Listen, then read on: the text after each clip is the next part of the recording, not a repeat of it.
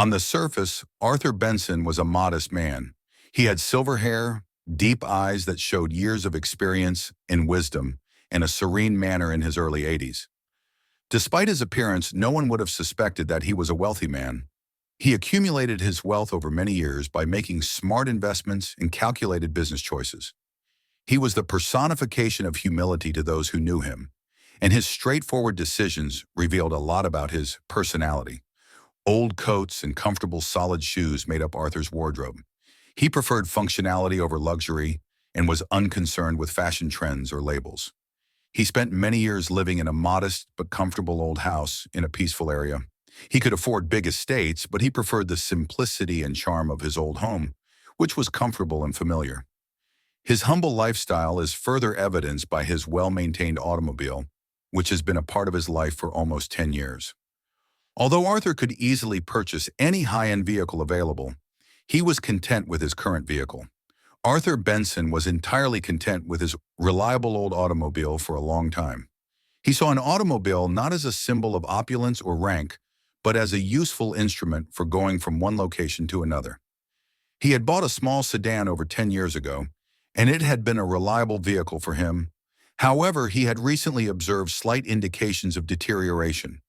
A slight groan here, a slight engine issue there.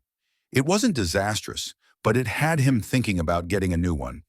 It may be time for an upgrade after all these years. Arthur was particularly fond of automobiles.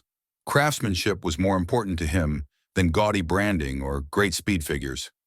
He viewed a well-made automobile as a piece of art, elegant in its durability, accurate in its mechanics, and simple in its design. He appreciated the skill that went into creating a car that was not only stylish but also dependable and efficient. Finding something that spoke to his respective durability and quality was more important than trying to impress others. Arthur thought it was time for a change one chilly afternoon. His car was getting on in years, but it was still drivable. He located a local vendor with a solid reputation for selection and quality after doing extensive research. Arthur was noticeable when he entered, not in a way that attracted attention, but rather as a calm presence in a busy, noisy setting. He was dressed as he usually was, in a pair of leather shoes that were worn with the marks of many feet and a plain old dark suit that had been with him for many years. Arthur's utilitarian and slightly worn clothing, which he wore without regard to fashion or trends, reflected his demeanor as modest, carefree, and unconcerned with the ostentatious accoutrements of riches. His serene gaze lingered on the automobiles instead of the decorations as he remained there for a moment, taking in the expansive exhibit area. Arthur proceeded from car to automobile slowly and deliberately, feeling the cool, flawless surface beneath his fingers as he ran his palms softly over the gleaming hoods. A faint smile appeared on his face as he silently expressed his admiration for each model's flawless designs and meticulous attention to detail. He was looking for something sturdy and sophisticated, not to impress others or get the newest model of automobile. He strolled over to a gorgeous luxury car he had seen nearby, appreciating its lines as he ran his palm over its gleaming hood. Just then, a young salesman who was talking to a co-worker turned to Arthur and grinned. He whispered, "Looks like we've got another window shopper," to Arthur's ears. They chuckled. Feeling resentful of their laughter, Arthur looked up, but he took a deep breath, lifted his head, and moved to the front desk where 3 salespeople were chatting. "Pardon me, I'm interested in one of the cars here," Arthur remarked quietly, clearing his voice. "Is there anyone who can assist me?" He was hardly looked at by one of the salesmen, a man with a slick-back hairstyle and a haughty face. He responded scornfully, "We're quite busy at the moment," his tone as icy as his gaze. "Maybe come back at a good time when you're serious about buying a car." Grinning as though he had said something shrewd, he turned back to his co-workers. Despite feeling humiliated and furious, Arthur remained calm. With a courteous nod, he turned and headed for the door, as mild laughing echoed behind him. He felt the weight of his emotions bearing down on him as he leaned against the car outside and looked down at his old sneakers. He was still filled with melancholy, but he also felt a gleam of resolve. He mumbled to himself, "Maybe they don't respect me because they think I'm not important," while holding onto his car keys. But they were wrong. As Arthur got behind the wheel, he reflected on the years he had spent establishing his life, showing respect to others, and appreciating people for who they were rather than how they looked. After giving it some thought, Arthur called some of his business associates that evening. His strategy was put into action by the following morning. Arthur returned to the dealership the following day, his eyes full of silent resolve. He wasn't coming to buy a car this time. The salesmen from the day before were still in the showroom as he walked in, moving around with their customary assurance.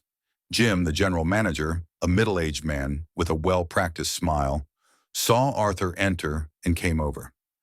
"Good morning, sir," said Jim, his tone mildly courteous, but with a trace of contempt in his face. "What can we do for you today?" Arthur gave a soft smile. He said, "Good morning, Jim," and held out a folder. "I came here to talk about some changes we want to make to the firm." Jim furrowed his brow in perplexity.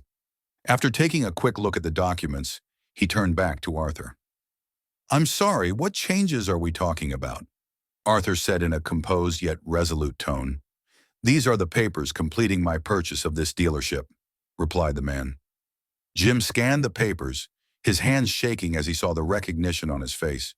His formerly self-assured smirk was vanished, replaced with a startled and ashamed expression. He stumbled. "Wait, you bought that dealership?"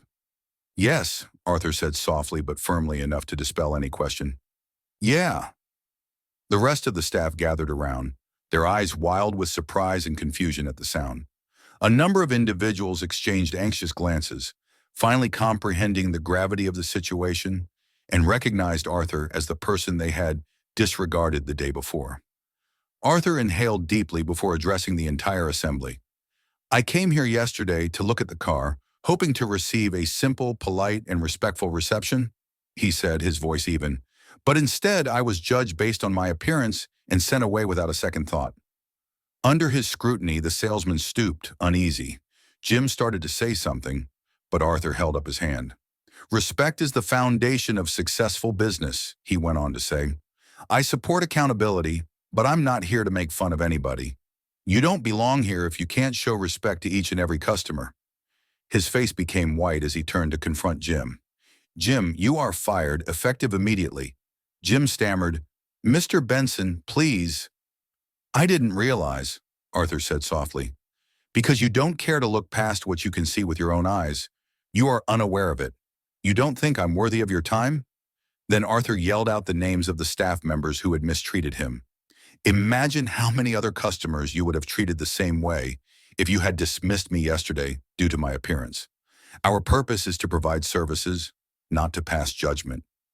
He paused to give his words time to register, but not every employee was rude.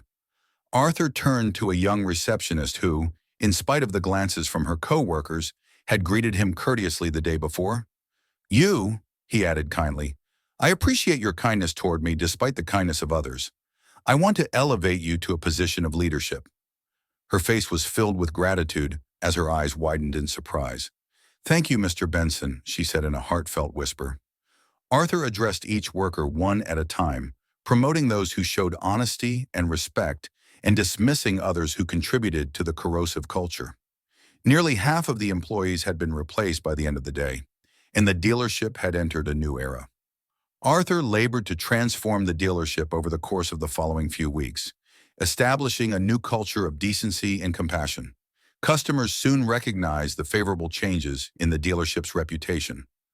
Unwelcome people came back, and new clients came in after hearing about a company that treats everyone with respect.